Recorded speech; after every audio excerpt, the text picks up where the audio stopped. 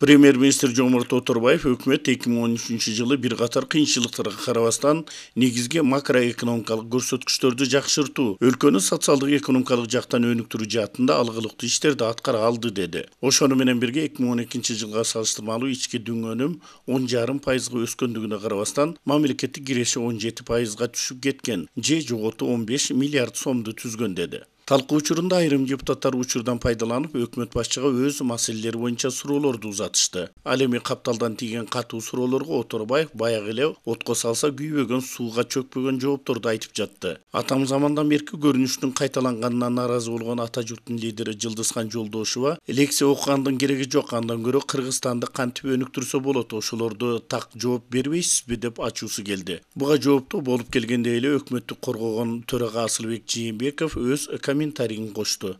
Кыргызстан деген өлкөнүн көйгөйүн ошолорду айтсаңыз туура болмок да.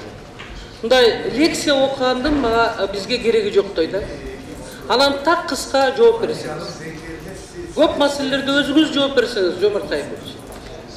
Себеби тиги министр жооп берсин, бул министр жооп берсин, тигиниси жооп берсин деп атат. Же сиз эмне билбейсизби ошол маселелердин?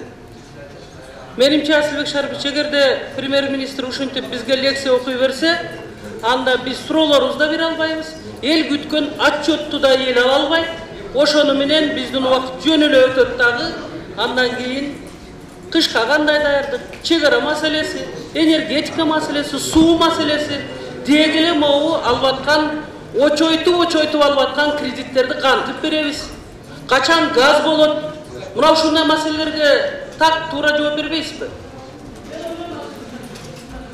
Рахмат. Эми өкмөткө бир жагынан жооп бергенге да мүмкүнчүлүк беришиңиз керек. Андан кийин өкмөт башчысы өзүнө караганда министрди жакшыраак жооп берет десе, ага да мүмкүнчүлүк беришиңиз керек. Депутат айым Жомарт Оторбаевка Баткенге барганда эмне маселени чечип келгенине кызыкты. Ал тажик премьери менен сүйлөшүп жатам деп кутулду. Парламент жыйынында министрлердин уюлдук телефондору менен ойноп жатканына нааразы болгон Төрөбай Зулпукаров алардын телефондорун алып салууну суранды. Жыйында берилип жаткан маалыматтар менен жоопторго ыраазы болгон депутат Исмаил Исаков Оторбаевдин өкмөттүн конституциядагы милдеттерин окуп берүүнү өтүндү. Экинчи тарап баш тартууга аракет жасаганда депутат кайра талап кылып туруп алды. Мындан улам өкмөт башчы аны толук окууга мажбур болду. Урматтуу Жомарт мырза, сиз ушул отчетту жазганда өзүңүз башында туруп, министрлер менен талкуулап, жыйында каралды беле? Aldı, bekitildi, hükümetin cihinde bekitildi. Anda hükümetin konstitusiyadagi negizgi mildetlerin tizmeli hazır okup verin, özünüzdün отчеттоку негизги бөлүктөрүндө кошуп окуп бериңде салыштырайлык. Отчетуңуз келиңизге, биз ошол милдеттерди билебиз. Сиз окуп бериңиз конституциялык милдеттерди 88 беренин, анан өзүңүздүн жанагы отчеттоку негизги бөлүктөрүн. Мен жазып алдым. 9 бөлүктөн турат экен отчетуңуз.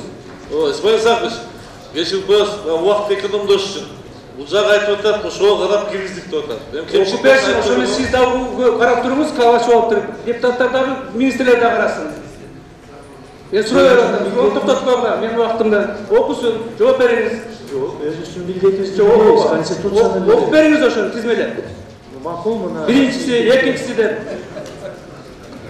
Обеспечивает исполнение Конституции и законов, реализует внутреннюю и внешнюю политику. Каныбек Темиров, 7 канал, Бишкек өкүлчүлүгү.